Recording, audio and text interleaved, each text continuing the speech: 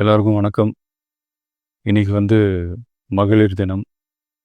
தமிழ்நாடு முழுக்க இருக்கிற என்னுடைய அம்மா, அக்கா, தங்கச்சி, தோழின்னு உங்கள் அத்தனை பேருக்கும் இந்த தினத்தில் வாழ்த்து சொல்லாமல் இருக்க முடியாது. உங்கள் அனைவருக்கும் என்னுடைய மகளிர் தின வாழ்த்துக்கள். சந்தோஷம் தானே? பாதுகாப்பாக இருந்தால் தானே சந்தோஷத்தை உணர முடியும். அப்படி எந்த பாதுகாப்பும் இல்லாதப்போ, இன்செக்யூரிட்டியாக இருக்கிறப்போ எந்த சந்தோஷமும் இருக்காது தானே அப்படின்னு நீங்கள் நினைக்கிறது எனக்கு புரியுது. என்ன செய்ய, நாம் எல்லாருமா சேர்ந்து தான் இந்த திமுக கவர்மெண்ட்டை தேர்ந்தெடுத்தோம்.